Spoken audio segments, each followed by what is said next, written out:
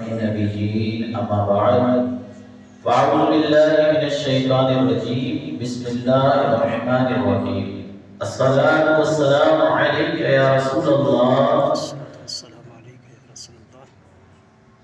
وعلى آلك وأصحابك يا حبيب الله نويت سنة الاعتكاف اللہ پاک کے آخری نبی مکی مدنی صلی اللہ تعالی علیہ وسلم کا فرمان عالی شان ہے مجھ پر درود پاک پڑھنا پل صراط پر نور ہے صلو علی الحبیب صلی اللہ تعالی علی محمد صلی اللہ علیہ وسلم قال اللہ تبارک و تعالی فی القرآن الکریم وَقُلْنَا اهْبِطُوا بَعْضُكُمْ لِبَعْضٍ عَدُوٌّ لَكُمْ فِي الْأَرْضِ مُسْتَقَرٌّ وَمَتَاعٌ إِلَىٰ حِينٍ صدق اللہ العظیم۔ ترجمہ کنز العرفان۔ اور ہم نے فرمایا تم نیچے اتر جاؤ، تم ایک دوسرے کے دشمن بنو گے اور تمہارے لیے ایک خاص وقت تک زمین میں ٹھکانا ہے اور زندگی گزارنے کا سامان ہے۔ پیارے محترم اسلامی بھائیوں، ہم اس دنیا میں آئے، یہاں رہ رہے ہیں، عنقریب یہاں سے اگلے جہان کی طرف سفر کر جائیں۔ اگر ہم ذرا غور کریں تو اس دنیا میں ہمارے مختلف قسم کے تعلقات ہوتے ہیں۔ مثلا ماں باپ کے ساتھ ہمارا احترام کی ریسپیکٹ کا تعلق ہوتا ہے، اپنی اولاد کے ساتھ ہمارا محبت کا تعلق ہے، دوست احباب کے ساتھ زندگی کا تعلق ہے۔ یوں ہی ہم سفر پر جاتے ہیں تو راستے میں بعض دفعہ کسی سے سلام دعا ہو جاتی ہے، ایک وقتی اور عارضی یعنی ٹیمپرری ریلیشن شپ تعلق ہوتا ہے۔ سوال یہ ہے کہ اس دنیا کے ساتھ ہمارا تعلق کس قسم کا ہے؟ ہم نے پارہ نمبر 1 سورہ بقرہ آیت نمبر 36 کی ایک حصہ سننے کے ساتھ حاصل کی ہے۔ اس آیت کریمہ میں سوال کا جواب بتایا گیا ہے، یعنی اس دنیا کے ساتھ ہمارا تعلق کس نوعیت کا ہے، اس نوعیت کو واضح کیا گیا۔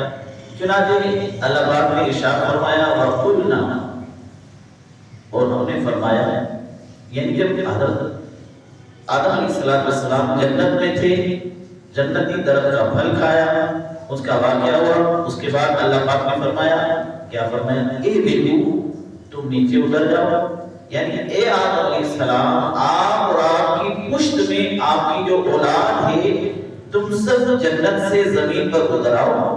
بَعْضُكُمْ لِبَعْضٍ عَدُوٌّ، تم ایک دوسرے کے دشمن بنو گے، یعنی اے آدم علیہ السلام، آپ کی اولاد ایک دوسرے کے دشمن رہیں گے، غیر مسلمانوں سے ہمیشہ دشمنی رکھیں گے، باطل اور غلط راستے کے مسافر ہمیشہ حق پر چلنے والوں کے دشمن رہیں گے۔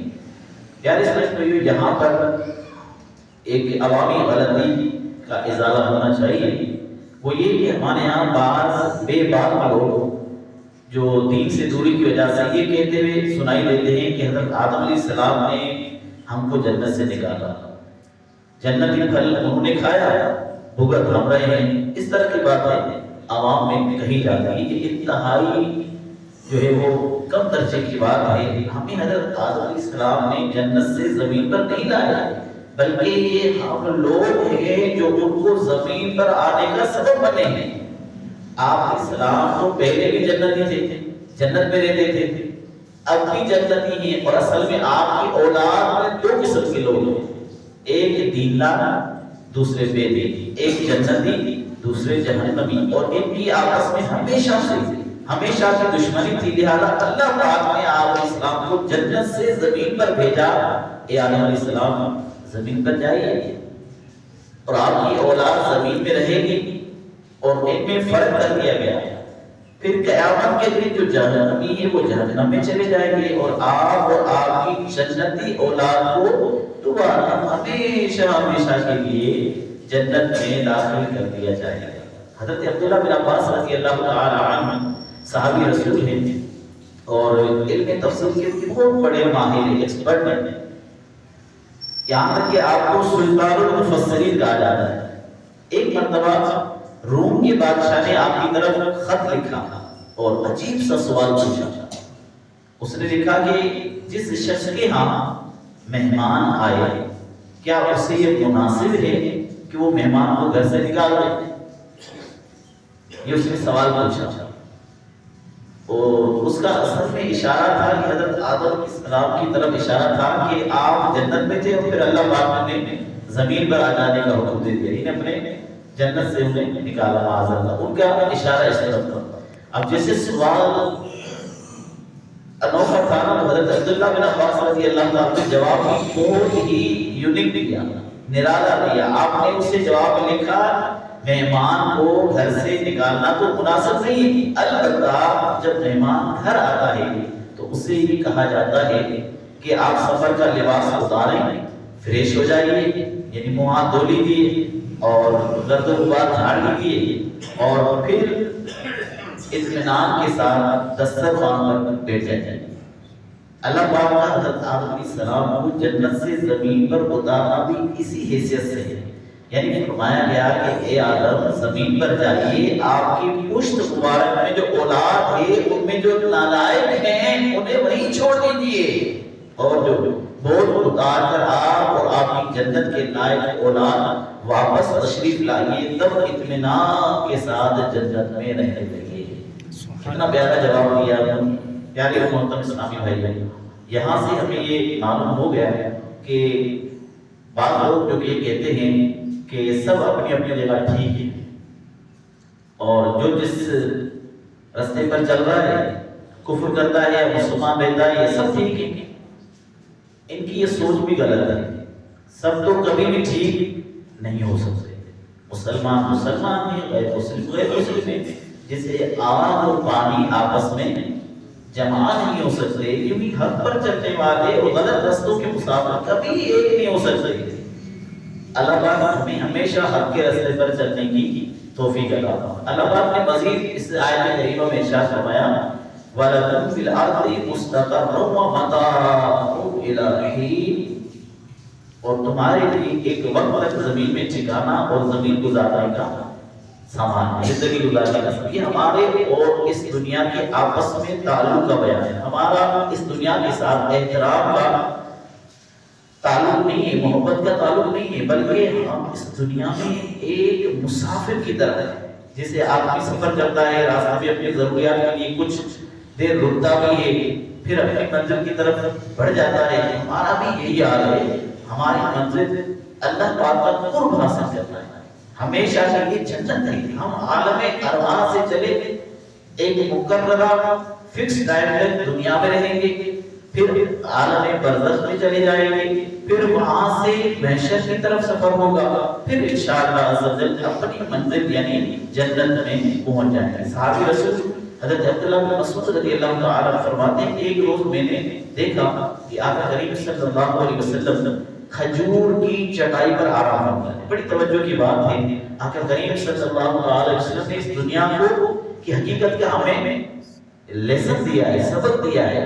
آپ فرماتے ہیں کہ میں نے دیکھا کہ آقا کریم صلی اللہ علیہ وسلم کھجور کی چٹائی پر آرام فرما رہے ہیں، اور اس پر آرام کی وجہ سے، لیٹنے کی وجہ سے آپ کے پہلو مبارک پر چٹائی کے نشانات بن گئے۔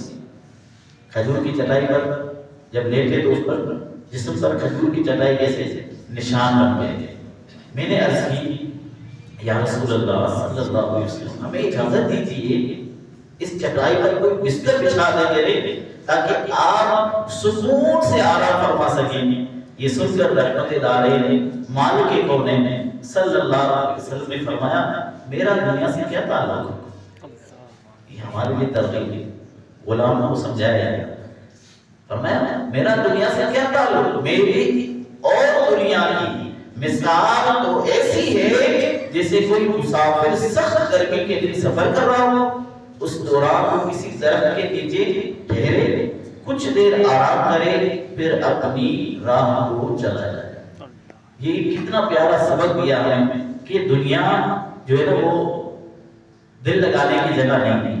پیارے صرف یہ حقیقت ہے کہ ہم سب مسافر ہیں، یہ دنیا گویا بیچ صحرا ہے، ایک بیچ صحرا میں درخت ہے، مسافر آتے ہیں، کچھ دیر یہاں ٹھہرتے ہیں اور پھر آخرت کی طرف چلے جاتے ہیں۔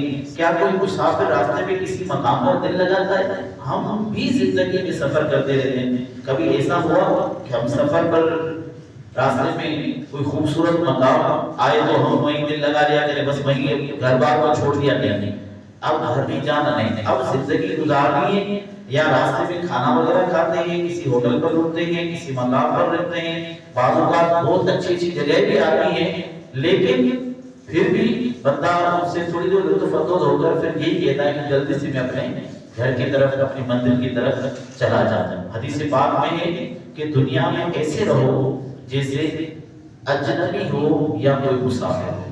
یہ بہت سبق آموز حدیث پاک ہے۔ اس حدیث پاک کو اپنے دل پر نشر کر لینا چاہیے کہ اپنے ہر کام اور ہر معاملے کی بنیاد فنا پر رکھیں۔ میرے پیارے محترم اسلامی بھائی بہن،